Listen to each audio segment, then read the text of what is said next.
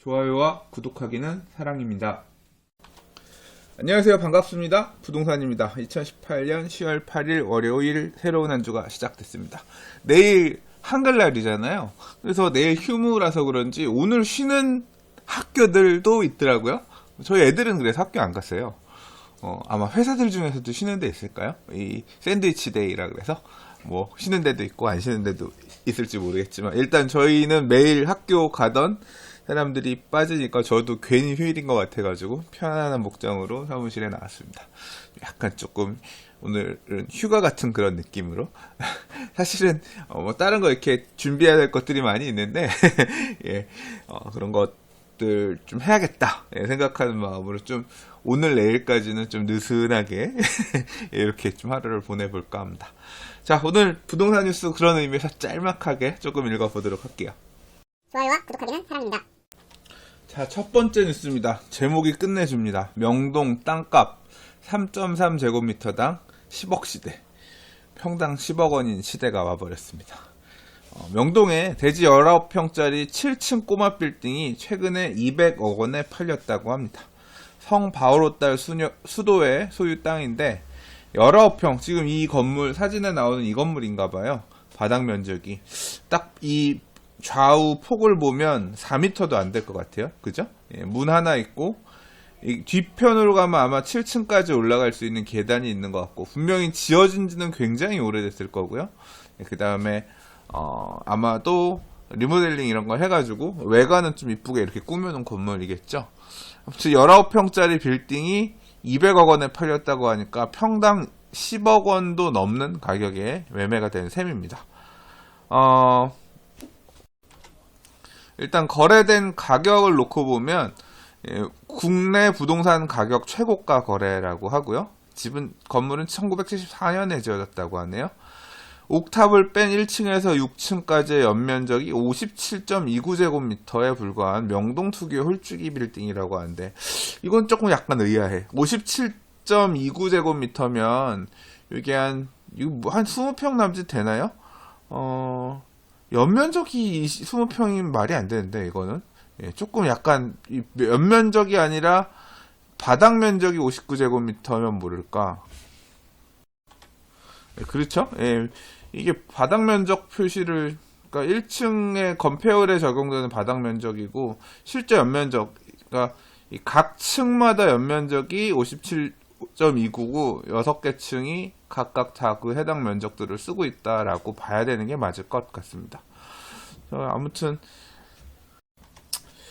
뭐 굉장히 충격적인 가격이 아닌가 싶습니다. 워낙 매물이 나오지 않는 곳이라 명동에 수년간 공을 들여온 초고액 자산가나 알짜회사가 가뭄에 콩나듯 나오는 물건을 쓸어간다고 명동 지역의 빌딩 중개 관계업자가 말했다고 하고요. 매수한 업체는 어디냐면 오성전자라 그래요. 전자회사가 가서 뜬금없다 싶었는데 보니까 기존의 제조업을 정리하고 현재는 빌딩 매매와 임대 관리를 하고 있는 빌딩 업계의 큰 손이라고 합니다. 근데 200억 주고 샀는데 대출이 144억 원이에요. 그럼 LTV가 얼마야? 200억 매수가를 시세를 그대로 잡아준다고 하더라도 2714. 예, 100, 그러니까 70% 정도 대출을 받은 거잖아요. 얼마나 임대료가 나올 수 있도록 할진 모르겠지만 뭐 이 댓글 중에 보면 이제 그런 기사도 있어요. 이거 뭐 임대료 받아서 대출 이자나 내겠냐? 대출 이자 정도 겨우 내겠네? 뭐 이제 그렇게 평가하는 경우도 있고. 네.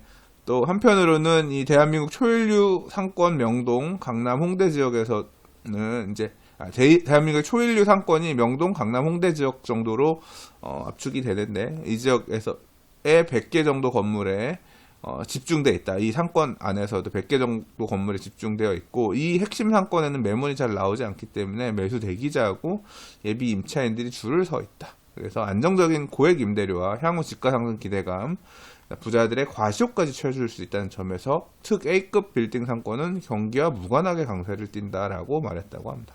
그러니까 돈 많은 사람들이 이런 지역 물건들은 경기가 안 좋으면 안 좋은 대로, 좋으면 좋은 대로 살려고 되게 노리고 있다. 뭐 그런 의미인 것 같습니다. 평당 10억 원 시대. 뭐 이 건물만 거래된 게 아니라 앞서서 명동 8길에 위치한 옛 랜드로버 빌딩도 평당 10억 2,696만 원에 거래된 사례가 있다고 하고요. 요게 이제 이번에 거래된 것이 가격으로는 최고가라고 하네요. 야, 평당 10억 원 매매가 시대 엄청납니다. 아무튼 그렇다고 하네요. 좋아요와 구독하기는 사랑입니다. 자, 다음 기사입니다. 대출 원리금 상환 어려운 한계 가구를 지원하겠다. 국토부가 주택을 매입 추진한다. 대출 원리금 상환이 어려운 한계 가구라고 하는 게 소득이 많지 않아가지고 대출 원금하고 이자를 상환하기 힘든 한계 가구들을 지원을 해준다는 얘기입니다. 누가? 국토부에서 주택을 매입해서 대출 이자 내기 힘드세요? 원금이랑 이자 갚기 힘드세요? 국토부가 당신의 집을 사드릴게요. 시장에서 매입해주지 않는 거를 대신 사준다는 얘기겠죠. 예, 그래서 요 공공주택 업무 처리 지침 개정안을 행정 예고했다라고 하는데요. 자, 기사 내용을 좀 읽어보도록 하겠습니다. 예. 국토교통부는 지난해 10월 관계부처 합동으로 발표했던 가계부채 종합대책의 후속 조치, 작년 10월에 가계부채 대책 발표했었죠. 이게 갑자기 튀어나온 게 아니라 작년에 했던 겁니다. 예, 추진 중인 한계차주 주택 매입 사업, 한계차주. 대출 이자가 너무 많아서 한계에 봉착해 있는 이 사람들을 좀 뭔가 어떻게 도와야겠다. 네, 한계차주 주택 매입 사업의 근거 및 절차 등을 마련하기 위해서 공공주택 업무 처리 지침 개정안을 오는 10일 행정 예고한다고 밝혔다고 합니다. 자, 이게 한계차주 주택을 사주는데 사주기만 하는 게 아니라요. 세일 앤 리스백, 임대를 다시 놔주기도 하고요. 그 다음에 일정 기간 지나고 나서 만약에 팔았던 그 주택 차주가 이제 좀 저 살만해요. 월세 내고 살다가 또는 전세 보증금만 내고 살다가 또는 뭐 반전세로 살다가 살만해서 다시 제가 집을 다시 정부로부터 제가 살던 집 다시 매입할게요 라고 하면 되파는 것까지 포함해서 좀 일시적으로 이렇게 대출 때문에 힘든 사람들을 구제해 줄 수 있는 이런 대책을 내겠다는 얘기입니다. 뭐 기사를 보면 좀 그렇습니다. 뭐 모든 집을 다 사줄 수 있다는 얘기는 아닌 거고요. 자, 주택 소유자의 주택, 단독 또는 아파트 중 도시 근로자 가구당 월평균 소득의 100% 이하인 가구로, 그러니까 월평균 소득 100% 이하인 가구여야 되고요. 기존 주택에 주민등록이 등재된 1주택자 소유의 주택이어야 되고, 그러니까 집이 여러 개 있는 사람은 안 되고 그 집에 살고 거주하고 있는 주민등록 등재돼서 거주하고 있는 1주택자 소유 주택만 산다는 거고요. 고소득자, 다주택자 또는 실거주 목적이 아닌 경우에는 매입 대상에서 제외된다는 얘기인 거죠. 예, 고소득자라고 하는 거는 가구당 월평균 소득이 100% 이상이라는 얘기인 거고 초과한다는 거고, 다주택자는 당연히 뺀다는 거고, 이 집에 거주하지 않고 임대 목적으로 갖고 있는 집도 마찬가지로 매입 대상으로 잡지 않겠다는 거죠. 자, 그래서 이렇게 정부가 매수한 다음에 살고 있던 이 사람들이 어디 이사 가야 되니까 이사 가지 않고 계속 거주할 수 있게끔 기존 주택을 매각한 자와 리스백, 임대를 다시 체결해 주겠다는 얘기입니다. 임대 가격은 주택 매입 가격의 50% 이내, 그리고 월 임대료는 시중 전세 시세를 고려해서 결정하고 임대차 기간은 5년으로 한다고 했는데, 보통 임대차 기간이 2년인 거에 비해 5년이라는 얘기는 길게 봐주는 거잖아요. 그만큼 배려를 해주겠다는 거죠.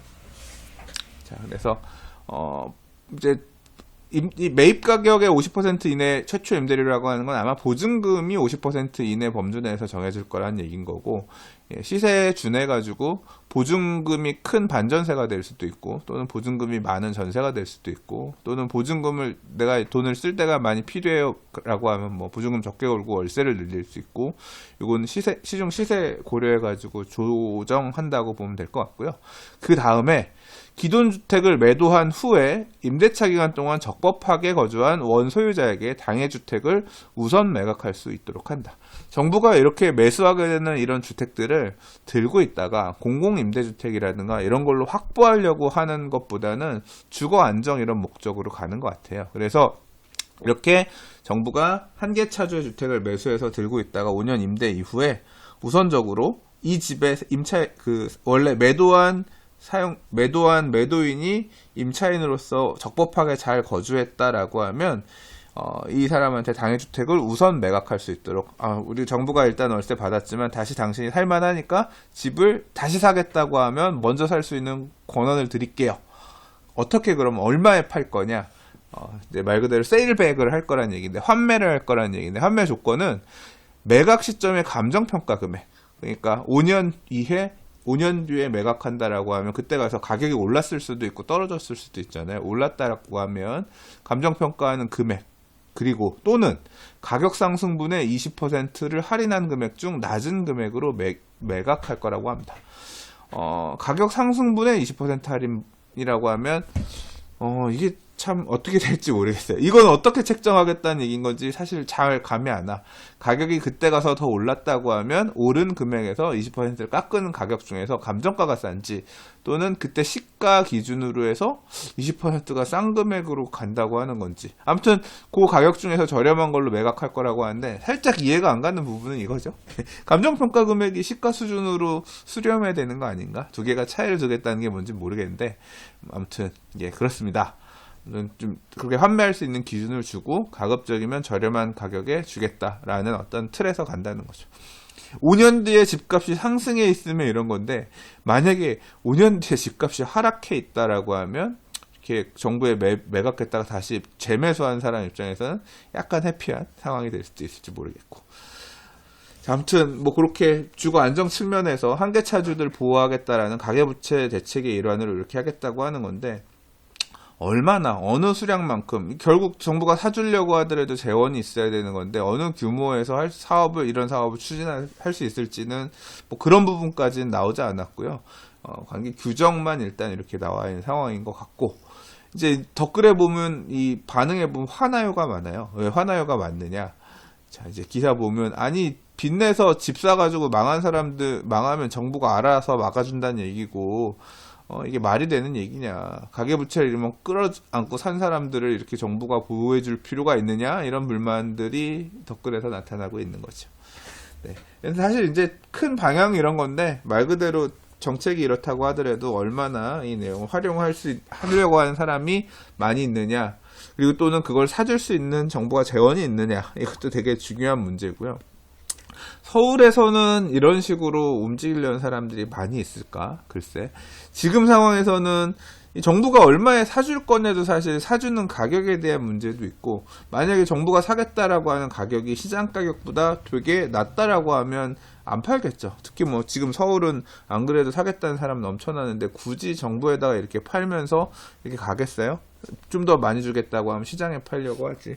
그래서 실제로 지금 여기서는 가계부채 대책이라고 얘기하는 게, 가계부채 대책의 일환으로 얘기하는 게 서울 지역의 부동산들보다는 오히려 지금 집값이 많이 빠졌는데도 불구하고 시장에서 매각을 하려고 해도 잘 매각되지 않는, 그러면서 대출 원리금 때문에 진짜 제대로 경제 선순환이 안 되는, 가계 경제 선순환이 안 되는 이런 지역들의 주택들에 제한적으로만 작동하지 않겠나. 일단 단기적으로는 그렇게 생각이 됩니다. 아무튼 이런 부분이 포함됐다. 활용할 수 있는 부분들, 당장 필요하신 분들 같은 경우는 앞으로 공공주택 업무 처리 지침 개정안이 행정 예고되고 이제 실제로 활용할 수 있게 되면 한번 검토해 보시라라고 말씀드리고 싶네요. 좋아요와 구독하기는 사랑입니다. 자, 오늘은 이 정도만 간단하게 읽고 넘어가도록 하겠습니다. 오늘 이따가 오후에 부동산 별별 수다 9.13 대책 이후 대출 관련해서 내용 조금 추가해서 올려드리도록 할게요. 자, 오늘도 봐주셔서 들어주셔서 감사하고요. 내일 또 다른 부동산 뉴스와 이슈 가지고 인사드리도록 하겠습니다. 좋아요와 구독하기는 사랑입니다. 감사합니다. 부동산이었습니다.